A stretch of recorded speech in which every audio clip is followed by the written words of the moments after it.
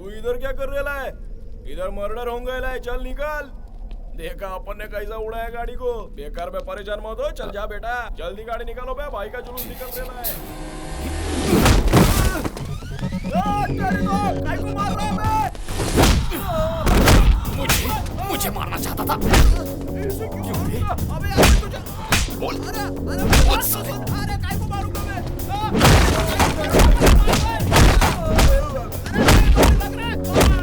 मुझे मारने की कोशिश करोगे तुम्हारी तुमने। अरे तेरे को कौन मारना चाहता है? एसीपी राम को मार रहा था। अरे यार एसीपी राम की गाड़ी में तेरे को कौन बैठने बोला? जिसे अपन मारना चाहता वो तू नहीं है, समझा? देवा, लगता है अपन की बात ये समझ गया। बाबा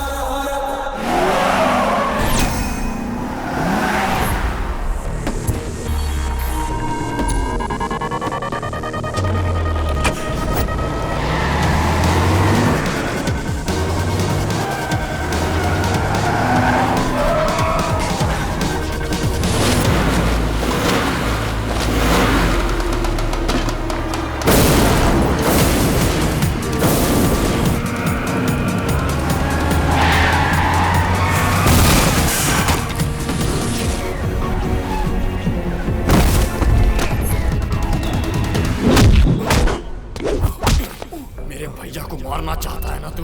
हाँ? तू तो गया।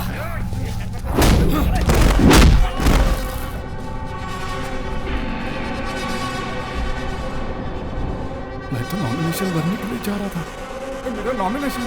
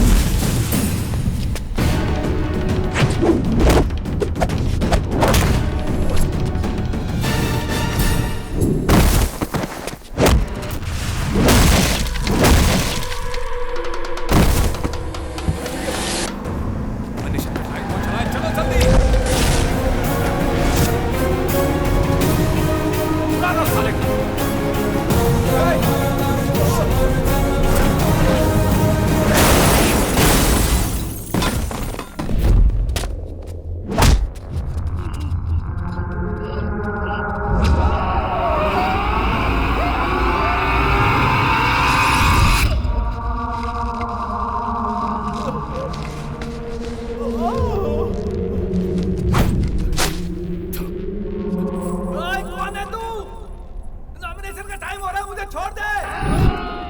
ओए, छोड़ मुझे कौन है?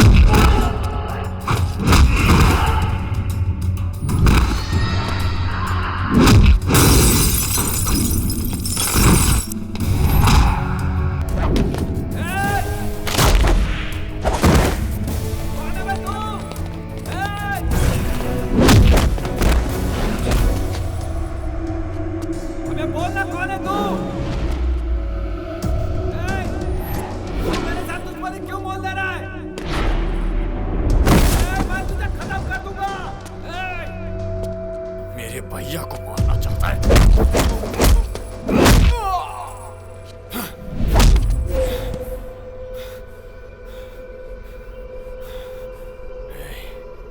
मेरे भैया को कुछ नहीं हुआ, इसीलिए तुझे मार नहीं रहा हूं मैं। बच गया तू। मैं तुझे नहीं छोड़ूंगा। You are finished. मेरे भैया को मारने की सोच से ही तेरी जिंदगी उल्टी लटक गई है और तुम मुझे धमकी दे रहा है। इस बार पैरों से लटका है तो अगली बार गले से।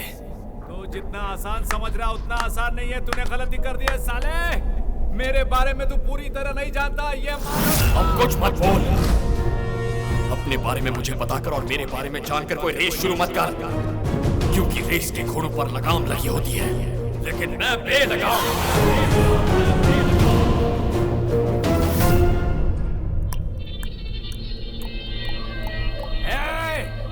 मैं हूँ माधव शिवा रेड्डी। यार, Madhav Shiva Reddy, nice name, Madhav Shiva Reddy. Nice meeting you mister Madhav Shiva Reddy. I am Lakshman Prasad, मगर ये नाम सुनते ही मेरा दिमाग घूम जाता है। कॉल मी लक्की, जस्ट लक्की।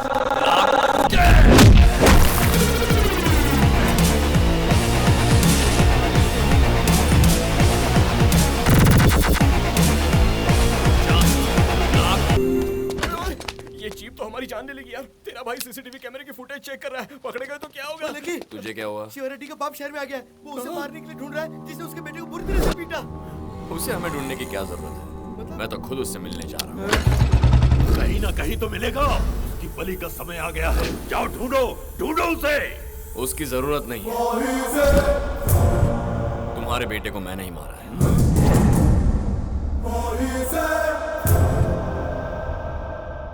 सोचा आपसे आकर बात करूं।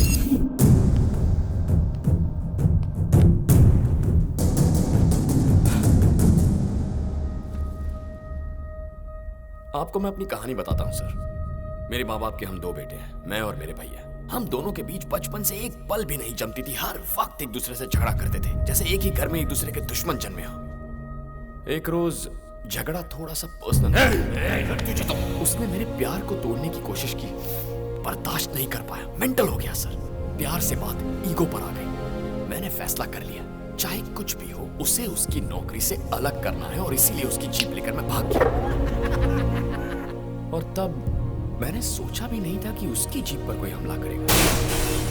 किसने किया, क्यों किया, कुछ समझ में नहीं आ रहा था सर। लेकिन बचने के बाद पता चला कि वो मुझे नहीं बल्कि मेरे भैया को मारने के लिए आए। मेरे भैया को मारने के लिए आए थे। फिर क्या सर, मेरा माइंड पूरी तरह ब्लैंक हो गया। मेरा ब्लड कितने हजार किलोमीटर की स्पीड से दौड़ रहा था मुझे खुद नहीं पता। उस वक्त भैया पर जो गुस्सा था, उनसे बदला लेना था, ये कुछ समझ में नहीं आ रहा था। बस एक चीज दिमाग में बैठ गई कि जिसने भैया को मारने की कोशिश की उसे खत्म कर दिया। जीप पर जिन्होंने हमला किया उन्हें मैंने बेरहमी से पीटा, लेकिन उन्हें मैंने मौत नहीं दी। और इतना सब हो जाने के बाद मुझे एक छोटा सा डाउट आया। मेरी तो भैया से बनती नहीं थी, तो मैंने ऐसा रिएक्ट किया क्यों? मैं आपके बेटे को मारने वाला था। अजीब बात है। पता है क्यों? हमारे खून के अंदर मैजिक ही कुछ और है। इतने दिनों से मेरी और भैया की बनती क्यों नहीं, बनती क्यों नहीं, बनती क्यों नहीं, यही सोचता था मैं। हम दोनों की कब की बन गई थी सर। हमारे बीच जो झगड़े हुए वही हमारा प्यार है। आपको मैं ये सब इसलिए बता रहा हूं ताकि आप मेरे बारे में अच्छी तरह जान सकें। इन सारे झगड़ों को यही रोक दीजिए। आप मुझे, मेरे भैया को या मेरी फैमिली को तंग मत कीजिए। नो सर, मैं कोई वार्निंग देने नहीं आया हूं। बस इतना कहने आया हूं कि हम सब खुश रहें। ओके, अब यही बात अगर मैं आपके बेटे से कहूं तो उसे कुछ समझ में नहीं आएगा। अभी गुस्से में होगा ना, पर आपको बेटे के पिटने का दुख है ना, आप समझ जाएंगे। अक्सर जो इंसान गुस्से के बजाय दुख में होता है ना, वो बातों को बेटर समझ पाता है। रोक दीजिए अब ये सब, अपने बेटे को समझाइए। चलता हूं।